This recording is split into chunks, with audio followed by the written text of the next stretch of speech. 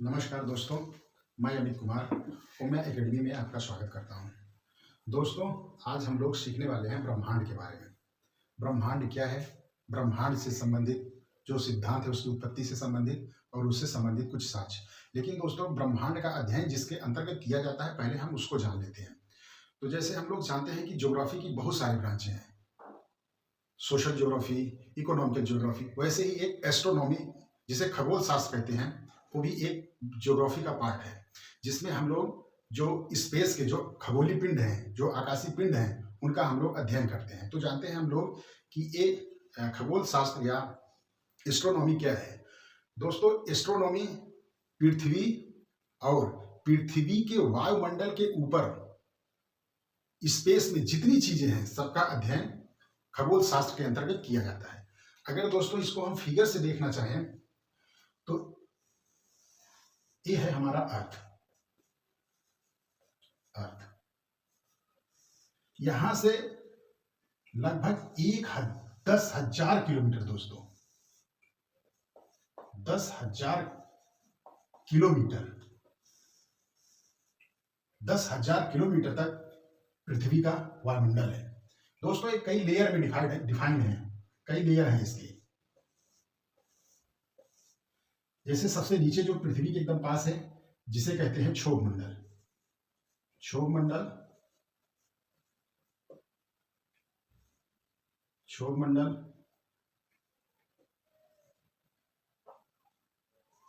क्षोभ मंडल, फिर उसके बाद दोस्तों में समताप मंडल,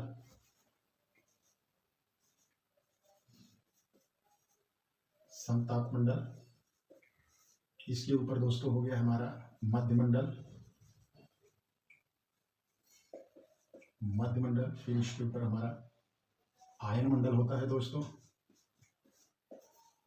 आयन मंडल। आयन मंडल के ऊपर होता है हमारा वायुमंडल। जो बरसात, जो सभी घटनाएं होती हैं, विक्षोभ, बरसात, ये सब इसमें होती है दोस्तों हमारे क्षोभ मंडल में। ये लेयर हमारे ऊंचाई के हिसाब से डिवाइड किए गए हैं दोस्तों। जैसे क्षोभ मंडल हमारा लगभग, अगर ध्रुव पे देखेंगे तो 8 किलोमीटर, विषुवत रेखा पर देखेंगे तो 18 किलोमीटर, मतलब 8 से 18 किलोमीटर इसकी ऊंचाई दोस्तों। ये लगभग 50 किलोमीटर है, ये 80 किलोमीटर है, ये 640 किलोमीटर है। इसके ऊपर लगभग 10,000 तक हमारा वायुमंडल दोस्तों है। इसके ऊपर, वायुमंडल के ऊपर, ये हमारा होता है दोस्तों स्पेस। इसी स्पेस में जो खगोलीय पिंड, जो खगोलीय पिंड है या जो सौर सिस्टम है, सौर मंडल है, इस सब का अध्ययन हमारे एस्ट्रोनॉमी के अंतर्गत दोस्तों किया जाता है। मतलब पृथ्वी के वायुमंडल के बाहर की चीजें। तो दोस्तों, अब हम लोग जान लेते हैं कि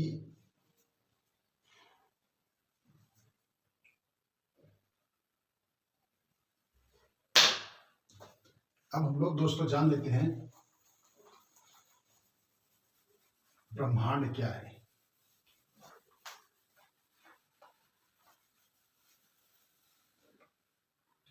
ब्रह्मांड, दोस्तों, ब्रह्मांड ब्रह्मांड असंख्य आकाश गंगाओं का पुंज है। और ये पुंज सुपर क्लस्टर के रूप में है। मतलब जो ये आकाश गंगाएं हैं, ये सुपर क्लस्टर में स्थित है। और एक सुपर क्लस्टर में 3 या 4 आकाश गंगाएं होती हैं। दोस्तों, अगर इसको हम फिगर से देखेंगे तो ये हुआ दोस्तों हमारा ब्रह्मांड, और ये हुए हमारे सुपर क्लस्टर। सुपर क्लस्टर, इसके अंतर्गत हमारी आकाश गंगाएं हैं। इसके अंतर्गत दोस्तों हमारी आकाश गंगाएं हैं। तो ब्रह्मांड दोस्तों, ब्रह्मांड क्या है?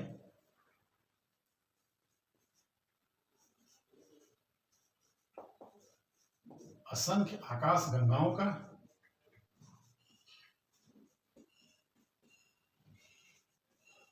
असंख्य आकाश गंगाओं का समूह है, जो सुपर क्लस्टर के रूप में है। जो सुपर क्लस्टर के रूप में है। सुपर क्लस्टर के रूप में है। दोस्तों हम ये समझ लिए। अब हम इसमें देखते हैं कि ये आकाश गंगा क्या है। आकाश गंगा, आकाश गंगा, आकाश गंगा दोस्तों तारों का समूह है। असंख्य तारे हैं जो समूहों के रूप में हैं, उन्हीं के समूह को आकाश गंगा कहते हैं। आकाश गंगा के समूह को ब्रह्मांड कहते हैं। इसका स्ट्रक्चर दोस्तों कुछ इस तरह होता है।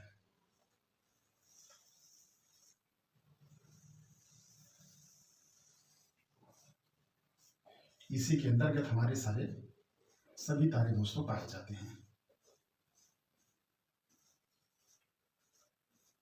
और ये पॉइंट जो होता है इसे बल्ज कहते हैं, जो इसका केंद्र होता है इसे बल्ज कहते हैं।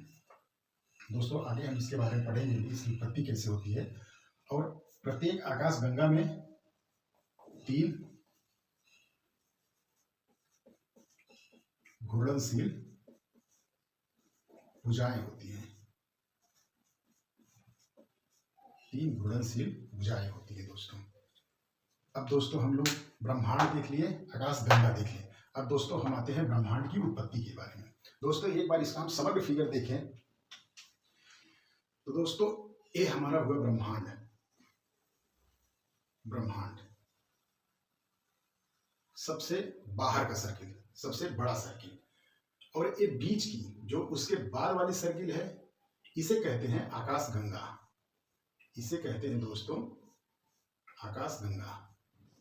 और इसके जो अंदर इससे छोटी सर्किल है जिसमें प्लस का मार्क दोस्तों कर रहे हैं, ये है हमारा सौर मंडल।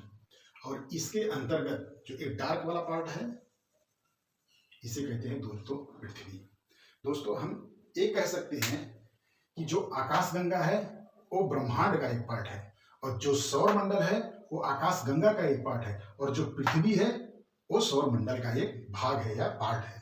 तो दोस्तों सौर मंडल किसे कहते हैं? सौर मंडल सूर्य, उपग्रह, खगोलीय पिंड, उल्का पिंड, क्षुद्र ग्रह, ये सभी मिलके सौर मंडल का निर्माण करते हैं या एक सौर तंत्र बनाते हैं, सोलर सिस्टम बनाते हैं। इस सोलर सिस्टम का जो मुखिया होता है वो सूर्य होता है, और वो सूर्य जो हमारी आकाश गंगा मंदाकिनी है उसकी दूसरी भुजा में होता है। दोस्तों आगे हम लोग उसको पढ़ेंगे। अभी हम लोग चलते हैं फिलहाल ब्रह्मांड की उत्पत्ति के बारे में देखते हैं। दोस्तों ब्रह्मांड की उत्पत्ति से संबंधित 3 सिद्धांत है। एक है बिग बैंग थ्योरी जिसको दिया था जॉर्ज लेवेंटर ने, बिग बैंग थ्योरी जिसको दिया था जॉर्ज लेवेंटर ने, और दूसरा है साम्य अवस्था सिद्धांत जिसको दिया था थॉमस गोल्ड एवं हरमन बॉन्डी ने, और तीसरा है दोस्तों दोलन सिद्धांत जिसको दिया था डॉक्टर एलन संडेज ने। दोस्तों ये दोनों इंपॉर्टेंट नहीं है, लेकिन ये पहला बहुत इंपॉर्टेंट दोस्तों, इसी से एग्जाम में हमेशा क्वेश्चन आता है। लेकिन दोस्तों कभी कभी एक कूट के रूप में प्रश्न पूछे जाते हैं कि पृथ्वी ब्रह्मांड की उत्पत्ति से संबंधित सिद्धांत कौन कौन से हैं, तो उसमें 3 ऑप्शन दे देगा, बिग बैंग थ्योरी, साम्यावस्था सिद्धांत और दोलन सिद्धांत। दोस्तों कूट बना देगा और पूछ लेगा आपसे इसमें से कौन है, तो दोस्तों तीनों सही होंगे। तो दोस्तों अब हम लोग चलते हैं बिग बैंग जो थ्योरी है इसके बारे में हम लोग जानते हैं, जिसे जॉर्ज लेवेंटर ने दिया है। दोस्तों हमारे वैज्ञानिकों का मानना था कि जो ब्रह्मांड है सबसे पहले एक पॉइंट पर केंद्रित था, जिस पॉइंट को सिंगुलरिटी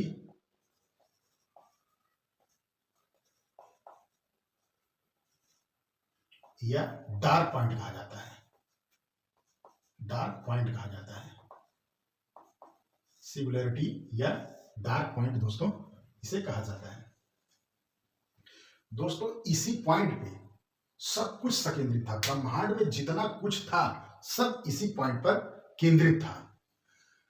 दोस्तों इस केंद्रीकरण के कारण, सब कुछ एक ही स्थान पर संकेंद्रित होने के कारण इसका डेंसिटी बहुत ज्यादा था और साथ ही इसकी ऊर्जा भी बहुत ज्यादा थी। ये जो पॉइंट है हमारा, इसकी डेंसिटी बहुत ज्यादा थी, डेंसिटी बहुत अधिक थी दोस्तों, और इसके साथ एनर्जी भी बहुत ज्यादा थी।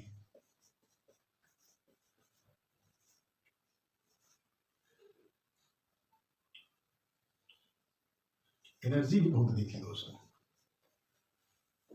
डेंसिटी और एनर्जी बहुत अधिक होने के कारण दोस्तों इसमें विस्फोट हुआ, और एक विस्फोट आज से लगभग 15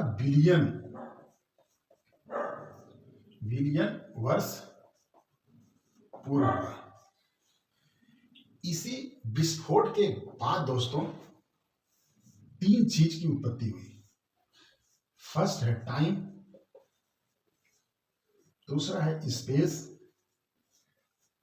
और तीसरा है मैटर। ये तीनों की उत्पत्ति ब्रह्मांड की उत्पत्ति के साथ हुई दोस्तों। क्योंकि पहले टाइम का रेफरेंस कोई नहीं था, हम किसी इसको कैलकुलेट करें, और स्पेस भी उसके बाद आया। और दोस्तों जो पदार्थ होते हैं, ये पदार्थ भी हमारे जब इस पॉइंट में जो ब्रह्मांड का एक सिंगुलरिटी या डार्क पॉइंट था, इसका जब विस्फोट हुआ उसके बाद ही हमारा मैटर या पदार्थ की उत्पत्ति हुई। तो दोस्तों इसकी उत्पत्ति जब 15 बिलियन वर्ष पूर्व इसमें विस्फोट हुआ तो इसके आकार में चरणबद्ध तरीके से परिवर्तन आया। दोस्तों तो जो सबसे पहले इसका स्ट्रक्चर हुआ वो दोस्तों बना वॉलीबॉल शेप में। सबसे पहले जो इसका स्ट्रक्चर बना दोस्तों वो बना वॉलीबॉल शेप में दोस्तों।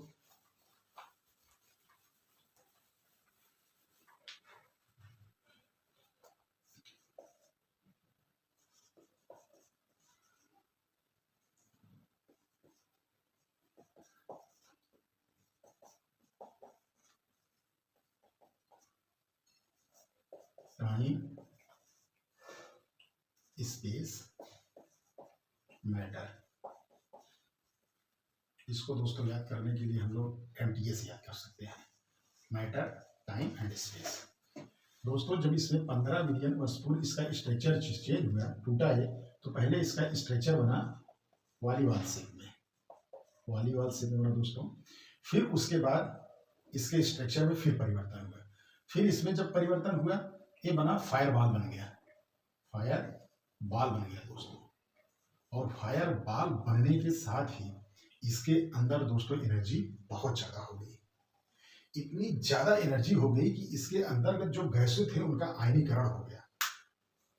और यही से हमारे जो प्राइमल एलिमेंट हैं दोस्तों,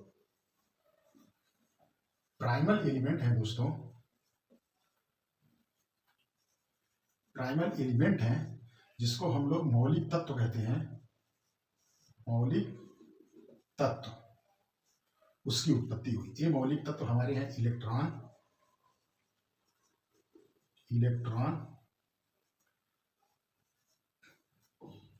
प्रोटॉन, न्यूट्रॉन और न्यूट्रिनो।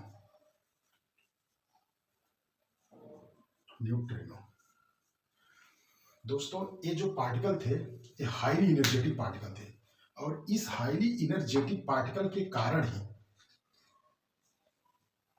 यहां पर इसके बाद एक बृहद तापनाभिकी का निर्माण हुआ।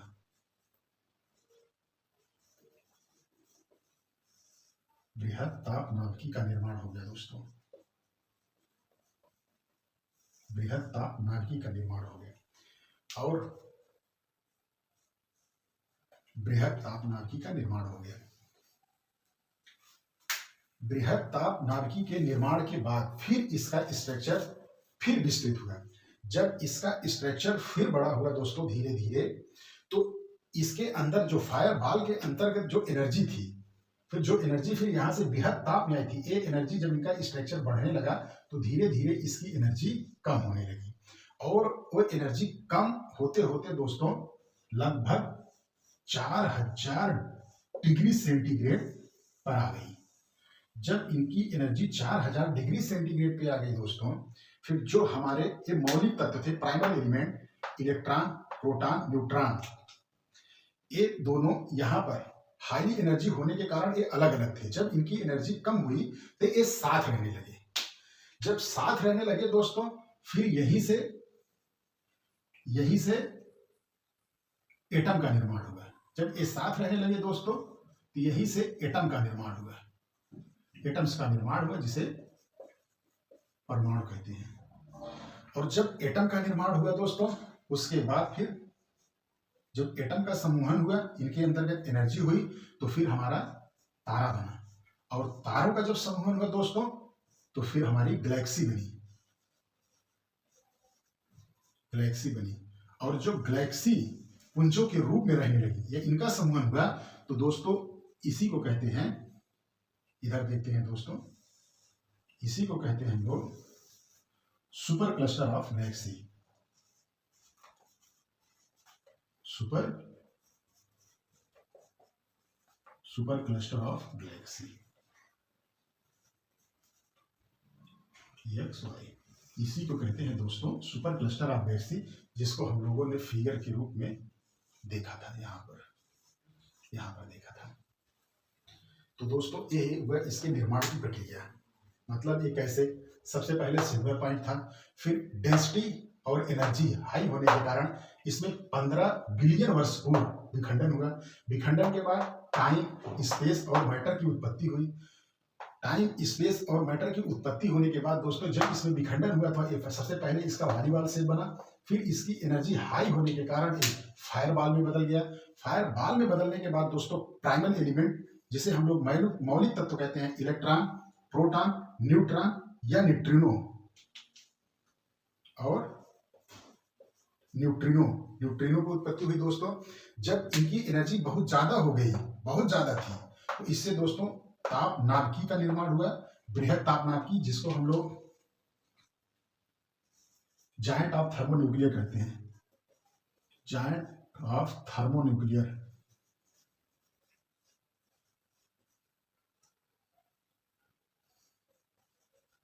जायंट ऑफ थर्मोन्यूक्लियर कहते हैं। फिर दोस्तों इनका आकार फिर बदला। जब इसका आकार फिर बदला, जो इलेक्ट्रॉन, प्रोटॉन, न्यूट्रॉन और न्यूट्रिनो की एनर्जी बहुत ज्यादा थी, इनकी एनर्जी कम हुई, और इनकी जो पूरे आकार था इसका, एनर्जी कम होते होते 4000 डिग्री सेंटीग्रेड पर आ गई। इतनी ज्यादा कम हो गई कि एनर्जी 4000 सेंटीग्रेड हो गई। एनर्जी कम होने के कारण इलेक्ट्रॉन, प्रोटॉन की एनर्जी भी कम हुई दोस्तों। फिर ये लोग आपस में रहने लगे, समूह बना के रहने लगे, जिससे एटम्स का निर्माण हुआ, जिसे परमाणु कहते हैं। फिर परमाणु का समूहन जब हुआ तो दोस्तों तारों का निर्माण हुआ। फिर तारों का समूहन हुआ, गैलेक्सी का निर्माण हुआ, और गैलेक्सी से फिर सुपर क्लस्टर ऑफ गैलेक्सी बनी, सुपर क्लस्टर ऑफ गैलेक्सी बनी। तो दोस्तों थोड़ा सा इसके ऊपर हम लोग और देख लेते हैं।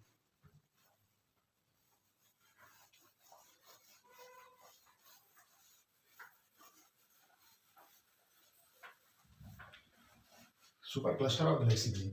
तो दोस्तों थोड़ा सा और आगे देख लेते हैं। जो हमारी आकाशगंगा है, जिसका पार्ट हमारा सौर मंडल है दोस्तों, उस आकाशगंगा को मंदाकिनी कहते हैं, मंदाकिनी कहते हैं। और इस मंदाकिनी, ये जो मंदाकिनी हमारी गैलेक्सी है, आकाशगंगा है, ये जिस सुपर क्लस्टर का भाग है, इसमें 3 गैलेक्सियां थी। एक तो हमारी मंदाकिनी हो गई, दूसरी हमारी दोस्तों एंड्रोमेडा हो गई, और तीसरी दोस्तों M32 ग्लोबुलर क्लस्टर।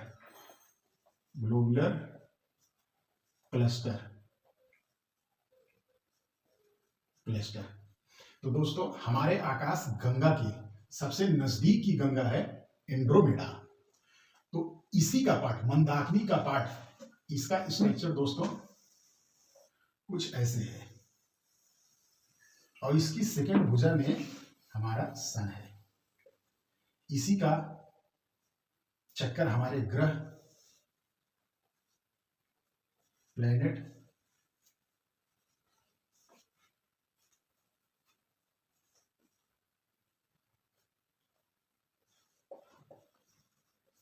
इसी का चक्कर सन है। इसी का चक्कर हमारे प्लेनेट, जो हमारे ग्रह हुए, उपग्रह हुए, उल्कापिंड हुए, क्षुद्र ग्रह सभी लगा रहे हैं दोस्तों। तो दोस्तों अब हम थोड़ा सा इसकी उत्पत्ति से संबंधित जो साक्ष्य हैं उसको देख लेते हैं। उत्पत्ति से संबंधित दोस्तों जो साक्ष्य हैं इसमें दो हैं दोस्तों। एक है हमारा एडविन हबल टेलीस्कोप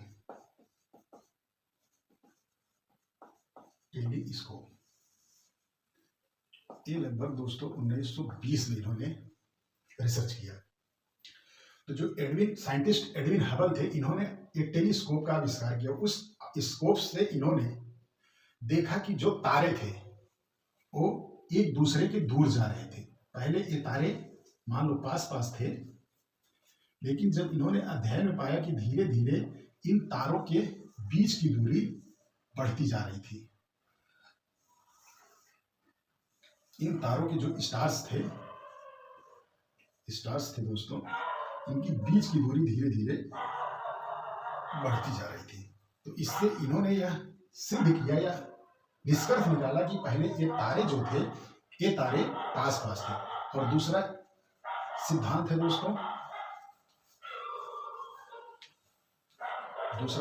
दोस्तों, रॉबर्ट वैगनर का। रॉबर्ट वैगनर जो हमारा बिग बैंग सिद्धांत जॉर्ज लेमेटर ने दोस्तों दिया था, उसी को रॉबर्ट वैगनर ने विस्तृत व्याख्या की, उसको अच्छी तरह से उसको सिद्ध किया।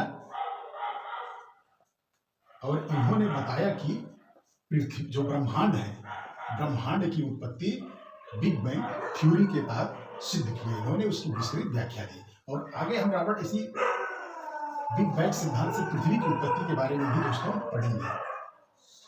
तो दोस्तों और आगे ये माना जाता है कि क्या भविष्य में जो तारे हैं उनकी एनर्जी समाप्त हो जाएगी।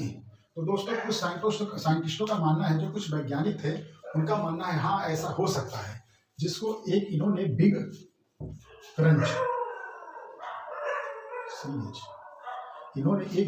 थ्योरी दी। आगे जब इनकी एनर्जी धीरे धीरे समाप्त हो जाएगी और ये खत्म होने की संभावना है, लेकिन दोस्तों अभी फिलहाल ऐसा नहीं लगता। दोस्तों यहीं पर मैं अपनी क्लास खत्म करता हूं। दोस्तों अगर हमारा वीडियो आपको पसंद आया हो तो दोस्तों लाइक करें और सब्सक्राइब भी करें और बेल आइकन का बटन भी दबाएं, जिससे दोस्तों हम जब नया वीडियो अपलोड करेंगे आपको तुरंत उसके बारे में इंफॉर्मेशन मिल जाएगी। और दोस्तों कमेंट करना ना भूलें, क्योंकि आपका कमेंट वीडियो अच्छा हो या वीडियो आपको अच्छा ना लगा हो, जो कमी हो उसको कमेंट में जरूर बताएं। अगर आप बताएंगे तो हम अपनी गलती को सुधारेंगे दोस्तों, और अच्छा आपको और बेहतर तरीके से बताने की कोशिश करेंगे। धन्यवाद दोस्तों, जय हिंद।